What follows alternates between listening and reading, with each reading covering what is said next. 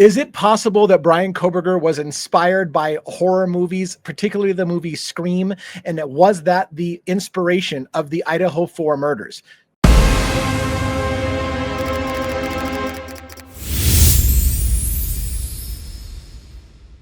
All right, I'm going to warn you right now, you're not going to like this video if you are a believer that Bryan Kohberger could not have possibly done the things that he pled guilty to doing.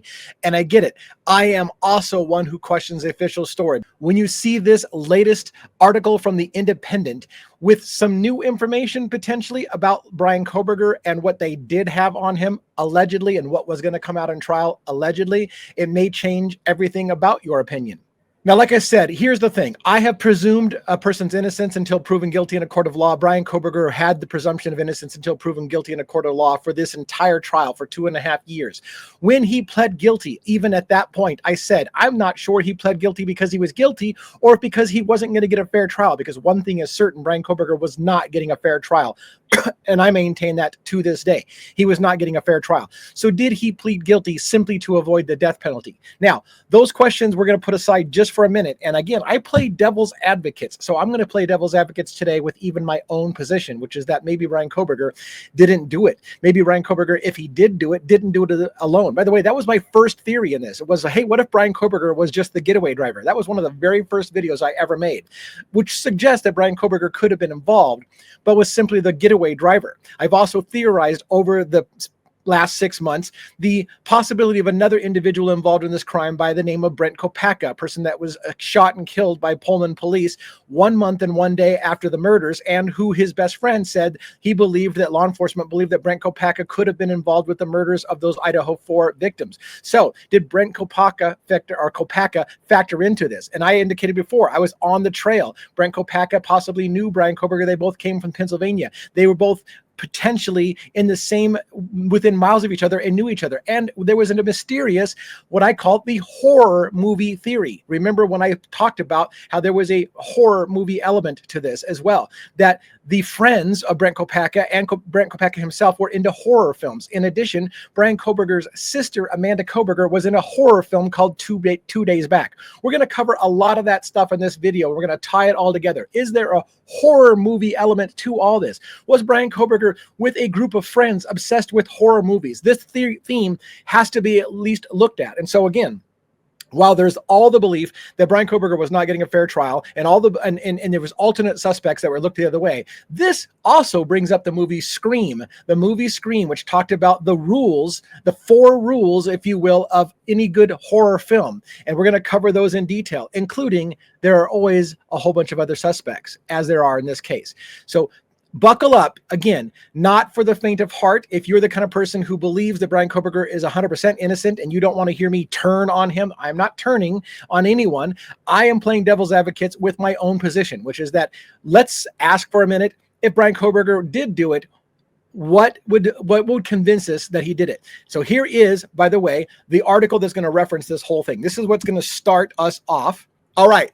So we're going to start with this primer document for this discussion. This is a document from the Independent newspaper, magazine, article, whatever you want to call it, right? News information, the Independent. 2.2 million followers, as you can see on screen. And it was published 8/10/2025 at 2:02 p.m. That's when I printed this. 1 day ago, this article came out. So this has the premise for the movie horror idea and the movie Scream, and an individual known as the Gainesville Ripper. Did Bryan Kohberger get inspiration from the Gainesville Ripper? Let's hear the argument. Let's play devil's advocates with this position that, okay, if Bryan Kohberger didn't do it, then why is this a thing? That's the devil's advocate's position. Why is this a thing? Bryan Kohberger prepared for the quadruple Idaho murders. Expert was set to testify. He didn't just Google these cases. The gist of this article is that Bryan Kohberger was preparing and had planned and studied this event, including taking inspiration from the movie Scream and the Gainesville Ripper. That's the key takeaway. Now let's watch. What we learned is he prepared Heather Barnhart, and her husband was going to testify, Senior Director of Forensics Research at Celebrate. So they told the Independent about these things, and this is what they were going to go to court. She and her husband from Celebrate were forensics forensic research specialists, and they were going to talk about at trial this argument that we didn't get to hear. Let's follow it through. Barnhart and her colleague Jared Barnhart were slated to testify at Coberger's trial before he unexpectedly changed his plea deal. Now, as more details began to trickle out through previously sealed police reports and court documents, the team is revealing that to the Independent what they learned about and I got apparently this chopped off part that I can't read. Fuck. Anyways, about this deal. Forensic analysts revealed that Kohberger's phone had only 4 periods of total inactivity dating back to June 2022. One of those silent moments occurred the night of the murders. Now, why is that important? What they talk about here is building a baseline. Bryan Kohberger did not always have his phone off at certain points of night. It only happened 4 times, one of which was the murder. So what they're looking for in the forensics investigation is abnormalities. What was Bryan Kohberger's baseline behavior, and what did he do differently? That those different things tell us something's going on during the times that he's doing something different. That's the argument. Because continue on. He didn't just lose signal or run out of battery, Jared explained. This was an actual button press, power off on purpose, and then a power back on 2 hours later. And in the middle of that, 4 people were killed. Now, again, people have speculated. Can we prove that Bryan Kohberger turned off his phone, or did he just drive out of cell phone range? This article, this forensic specialist is saying, no, Bryan Kohberger turned off his phone, and we know that for a fact. Now, that's their statement. Doesn't mean it's true. Just hear the argument out.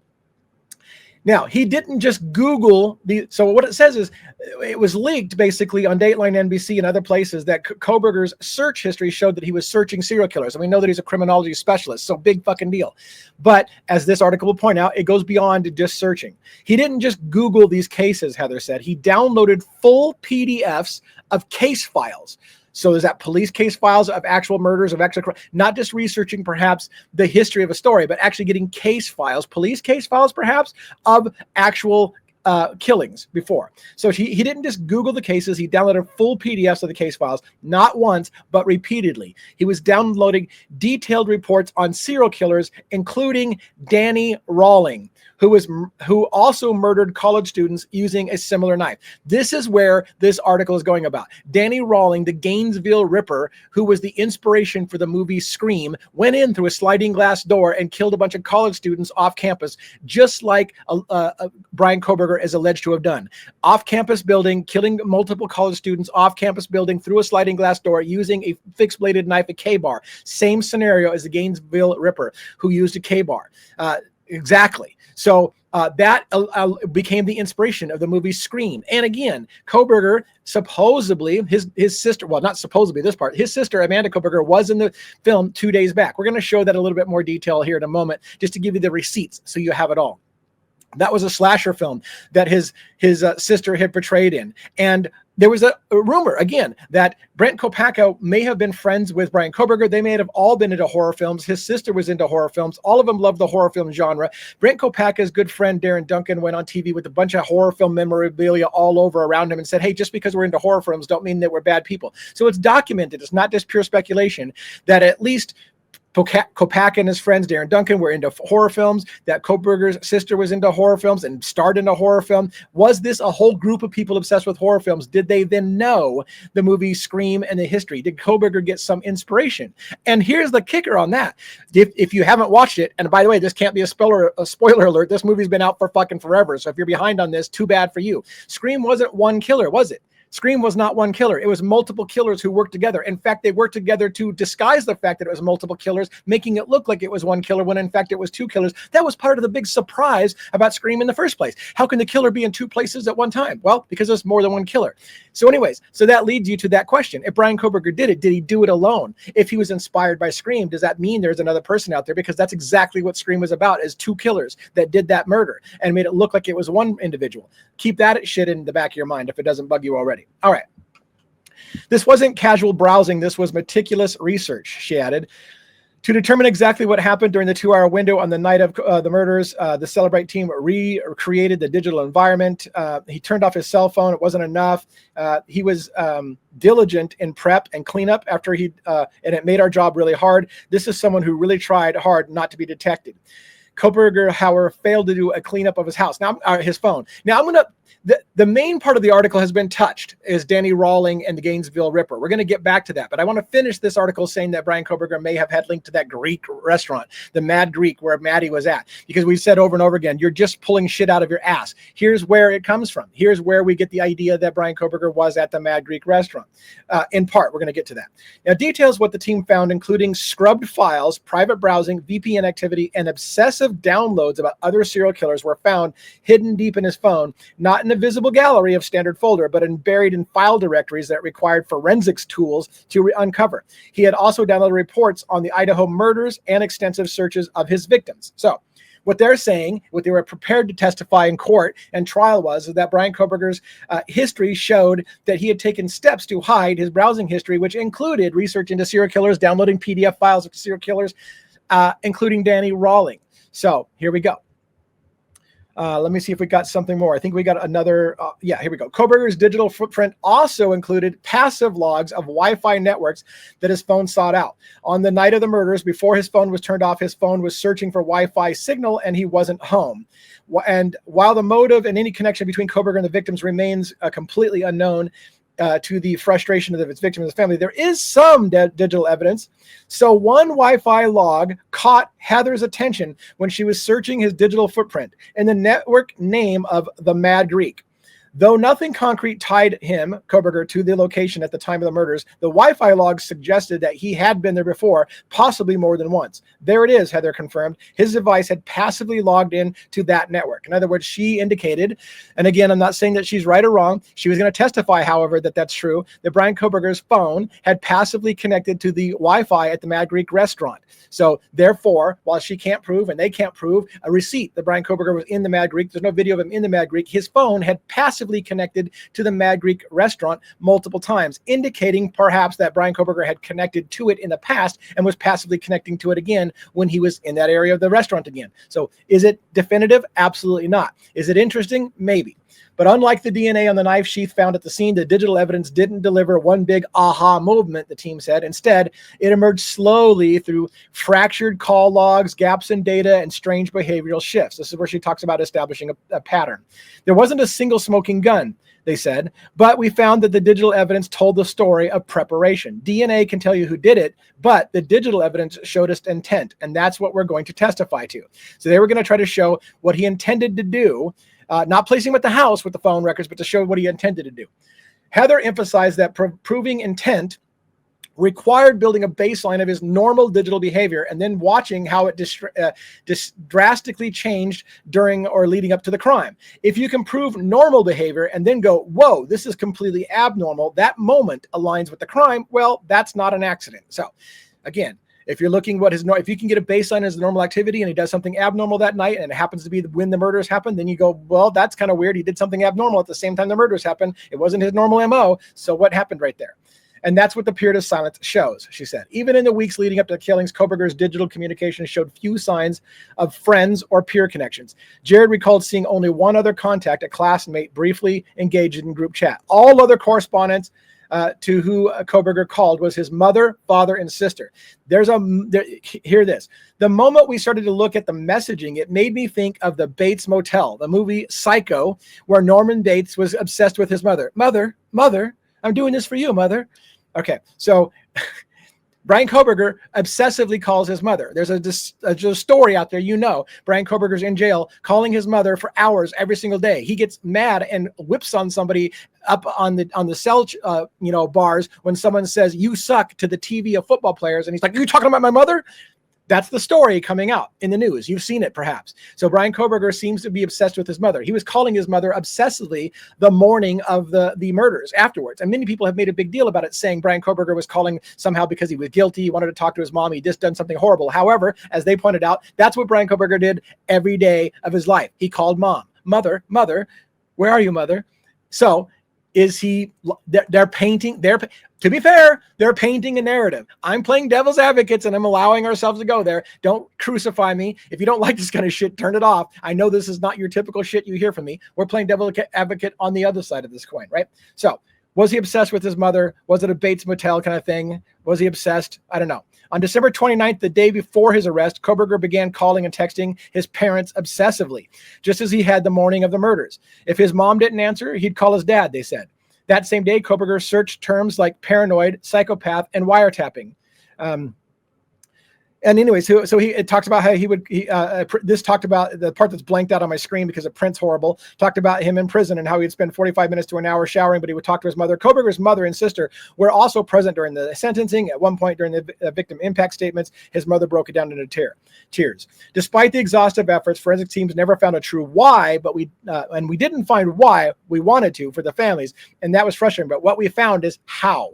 So then she goes on to say, and how, they say, suggests it wasn't spontaneous. As Bill Thompson said, we're not even sure he didn't just pick that house at random. Well, this person was going to testify supposedly that it was not at random, that he had actually targeted the house and had planned it for a while, and that there was planning and forethought with this. This wasn't someone who just snapped, Heather said. This was someone who planned. He didn't accidentally stumble onto that house and commit the heinous crime. It was intentional, according to what she was going to testify with her forensics. So that's the basic setup of that. Now, what I want to do is I want to start getting into a little bit of the details that are also interesting.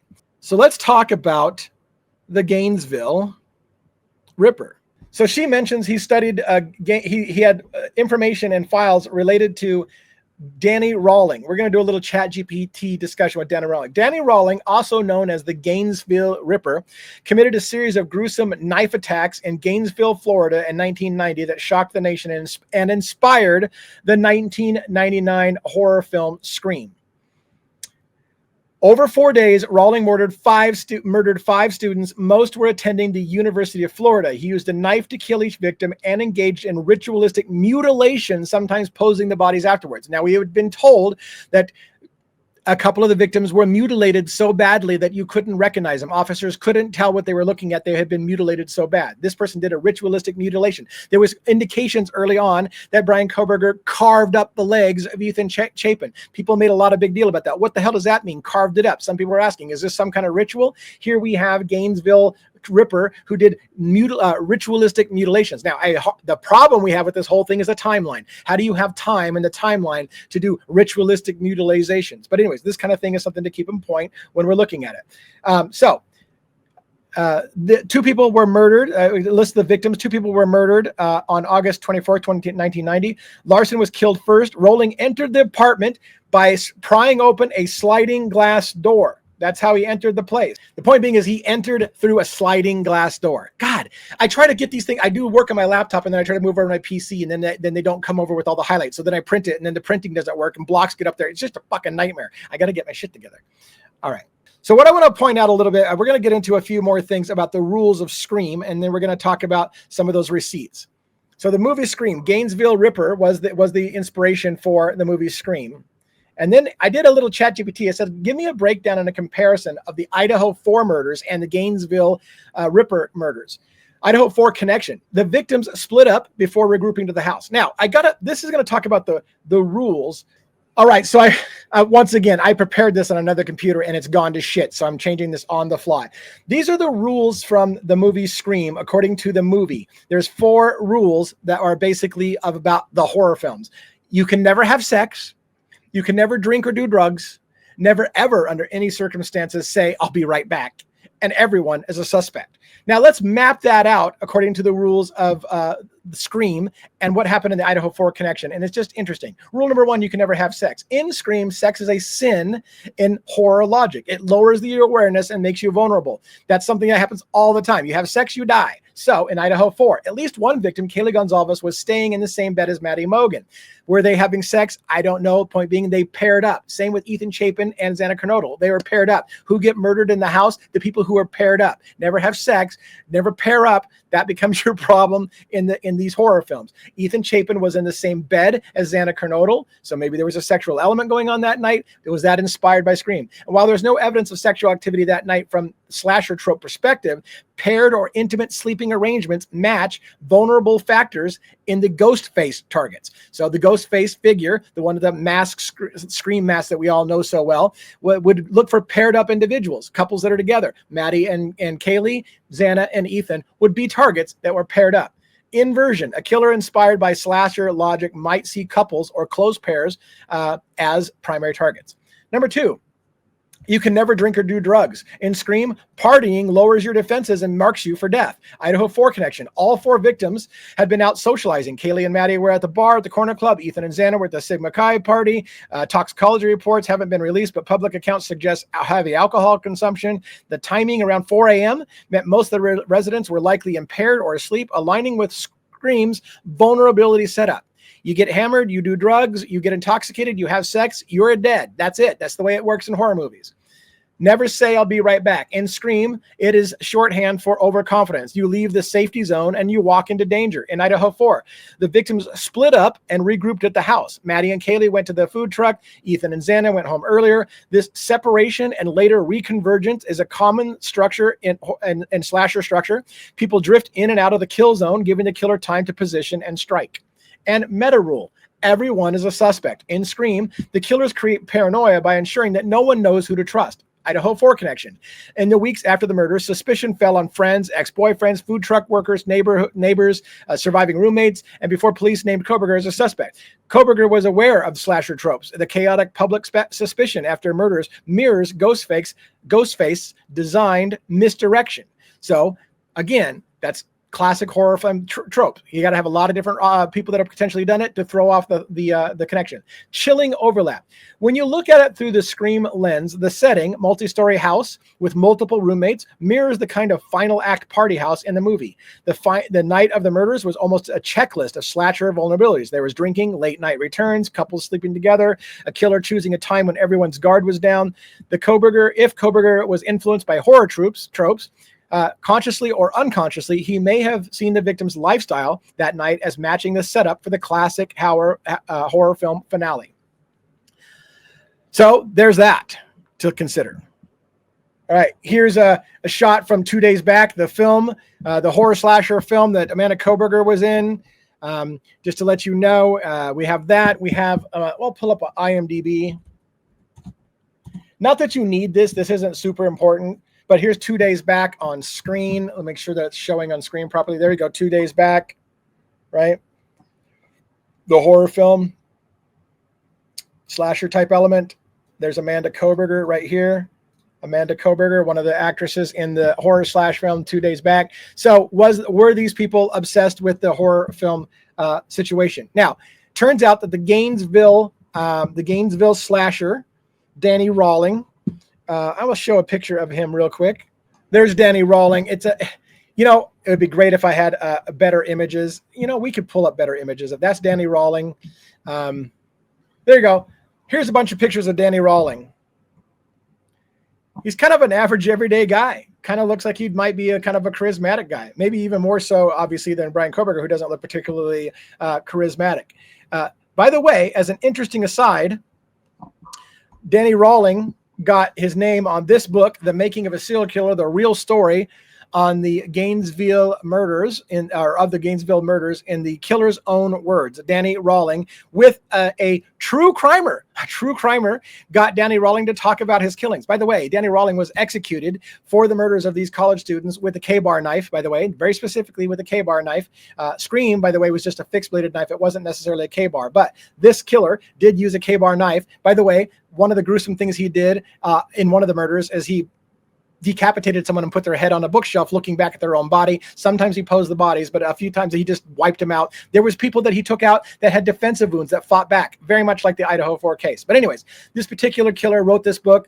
It did lead to some problems because he apparently maybe profited over the sale of that book. Now many places make it so that if you commit a horrible crime, you can't profit off of that book. But will a true crime person end up writing to him? By the way, I was trying to mention to you, Danny Rawling, when he was executed, he was actually singing a gospel song while they executed him. A little creepy, little antisocial, had a lot of problems, and singing a gospel song while they executed him. So anyways, at the end of the day, I want to try to see if I can summarize this horribly put together mishmash of alternate theories. And I guess it's better that we don't make this go super, super long because I realize it's not going to be super popular.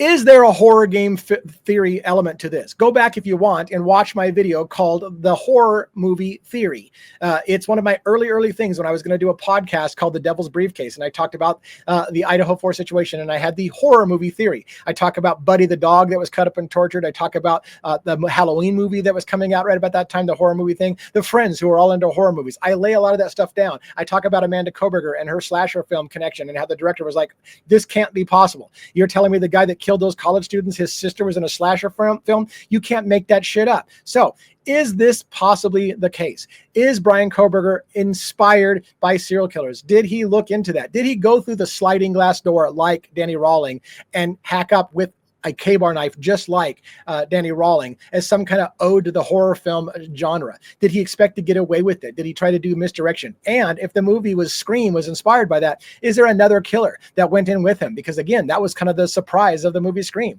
is that there was more than one killer. And you thought all along it was one, but there was two. So is there another person on the loose?